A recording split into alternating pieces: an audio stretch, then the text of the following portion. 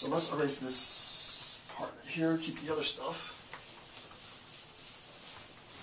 Alright, so now we go up another level, right? The next level is specific word.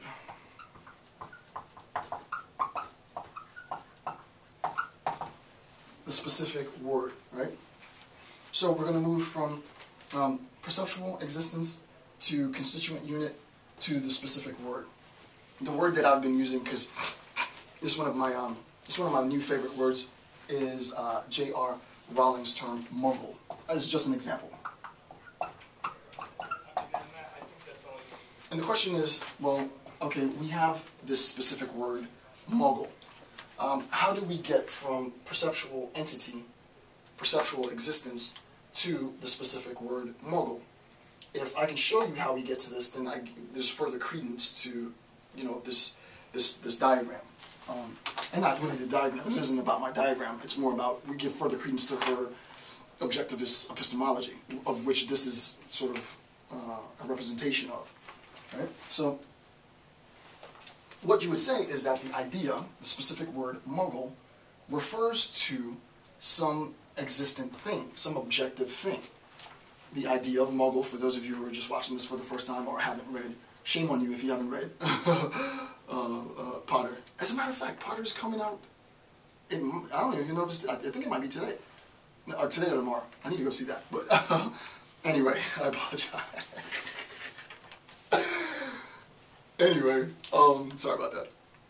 Muggle refers to things in the world, right? People who do not practice magic. So that when I use the specific word muggle, my reference, the thing with which that term refers to, is this individual who can't cast a spell, right? In order to get to that particular person, that embodied thing, or being, rather, that person, that embodied person, I have to realize that I have to have created a unit, and the unit would be magic, those who practice magic as a unit, those who do not practice magic as a unit.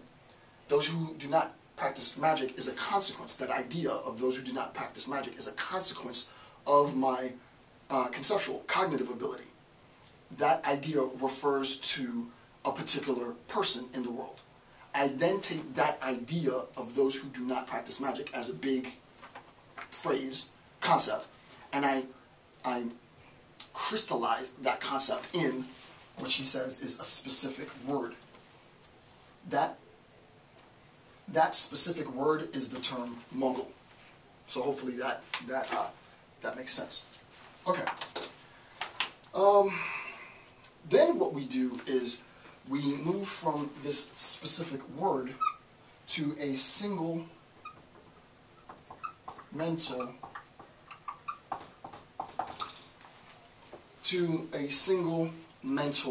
unit. Right? We move from a specific word to a single mental unit. Right? For Rowling, I don't know that Rowling has done this, and I can't think of the term, but for you future fantasy writers, you might want to do this, right? You might want to, and this is, if you can entertain me for a second, right? Well, actually, let me get the right color. You might think that we have the idea of muggle, but that within the concept, so for example, when I do creative writing, it would be this, like I just got an idea from walking through Rand, and I'll give it to you because I'm not going to do any creative writing anytime soon, unfortunately, but you might, let's say you're a new aspiring fantasy writer, and you wanted to incorporate the idea of muggle in your literature, like a lot of people have incorporated the idea of ogre in their literature, right? It's no longer, the phrase ogre is no longer exclusively attributed to one author. Many authors have adopted that, and to Rowling's credence, it would be ridiculous to try and use a new word to describe the inability to practice magic. The term's already been coined. If you're writing fantasy, you should use the term muggle, right? But let's say you want to do something different than just say muggle. You want to be a little bit more precise in your definition of the idea of muggle. And you might say, within the class of those who do not practice magic, it might be, theoretically, and this is just off the top of my head, it might be a consequence of many things. You might be an individual who used to practice magic, but you transgressed, you did something you shouldn't have done, and the powers that be took your ability from you. So the example, and I hope I don't lose you, but the example that I love the most, one of my favorite cartoons of all time, and shame on Shyamalan for his horrible rendition of Avatar. No offense to Shyamalan as a person, but the movie sucked.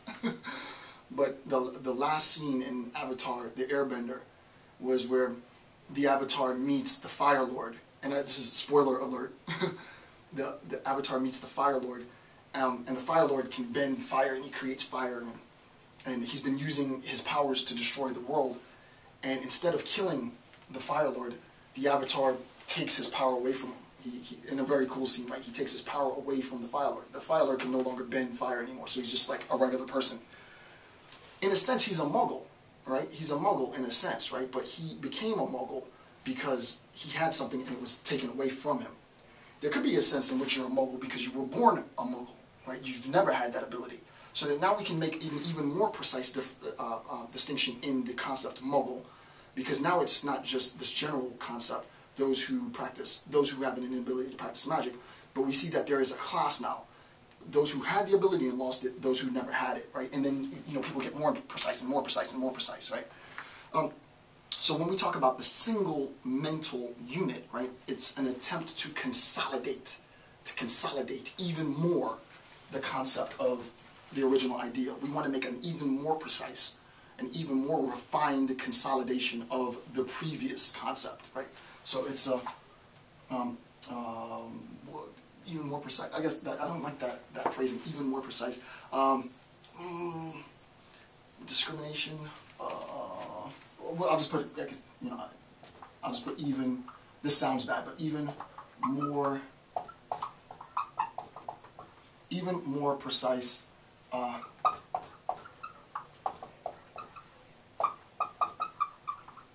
Right, an even more precise conceptual account.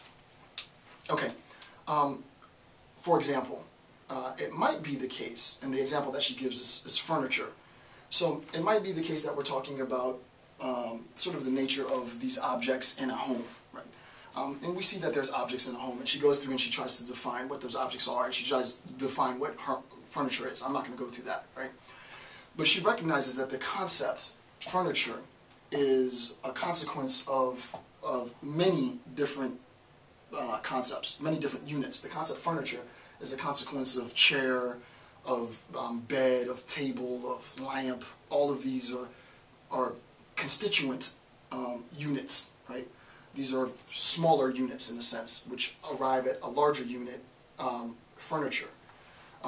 This idea of furniture embodies, it's a more precise account of the things in your home than having to name each individual thing in your home. And the example that I give later makes better sense of this. And then what we're able to do is we're able to arrive at concept formation, C-O-N-C-E-P-T, right? We're able eventually to, oops, I forgot. There's one more. We're able to arrive at concepts, right? And we know what concepts are. I'm not going to go into concepts. Concepts are abstracted mental faculties. Right now we're just at one level of abstraction. Abstracted mental faculties which are and relate to perceptual entities within the world, right? And sort of this is the process that we get to that. What we realize for Rand is that these concepts, she says, increase our knowledge, right? So that consciousness increase our knowledge. And it's no surprise that knowledge is at the highest form because we're talking about epistemology, so that this culminates in the act of an increased knowledge. And the example that I just gave was a good example.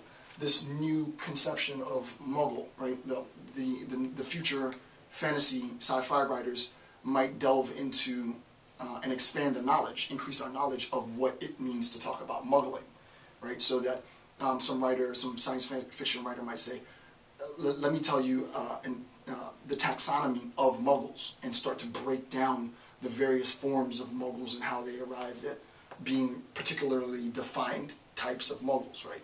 So that a Muggle who had power, like the Fire Lord, and lost power, you might give that particular form of muggler a term. One who never had power, a term, and so on, right? So that we become more and more precise. In increasing in our precision, we increase our knowledge.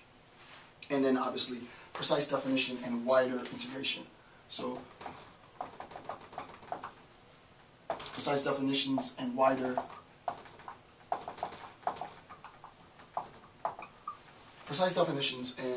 integration. This wider integration is a consequence of this shift from a specific word to a single mental unit, right?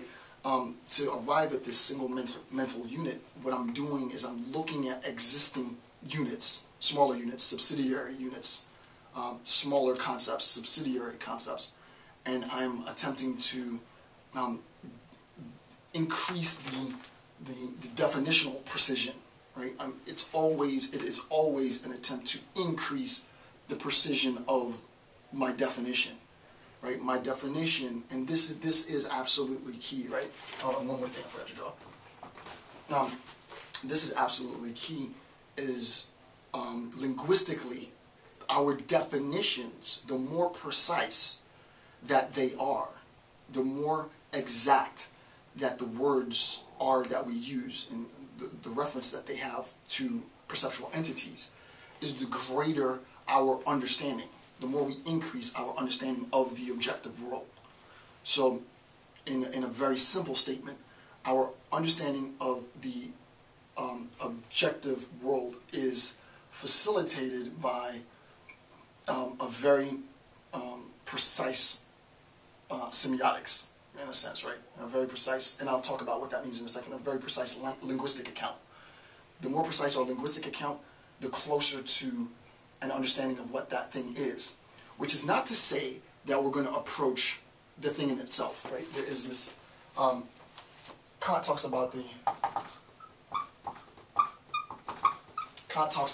Ding an sich, the thing in itself, right? The thing as perceived in its infinitude. And it's a great sort of polemic, because it sets the ultimate limitation of our understanding. Our understanding is always an attempt to get to that point. Kant believed that we could arrive at that point. Rand, others, myself, believe that that point is nothing more than a conceptual sort of referent. It's unattainable. But what does happen is that our understanding of the real world becomes more and more complex. And insofar as it becomes more and more complex, it approaches, but never reaches, that thing in itself, right? We're always attempting, scientists, philosophers are always attempting to increase our precise definitional account of what this world is, and epistemologically, how we come to know of this reality. But it will never be the case that we can talk about this thing as existing in its absolute existence. The only existence that exists, for Rand at least, is the thing that we have there.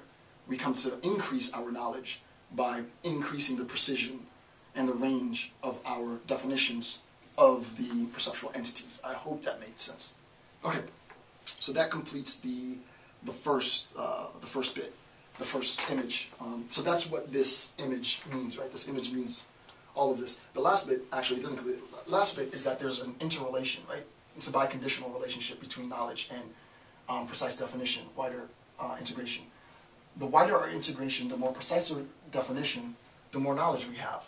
The more knowledge we have, the wider our integration, the more precise our definitions. So it's this interrelation between increased knowledge on the one hand, definitional precision, and wider integration on the other, as the culmination of our objectivist epistemology, right? To be technical. Okay.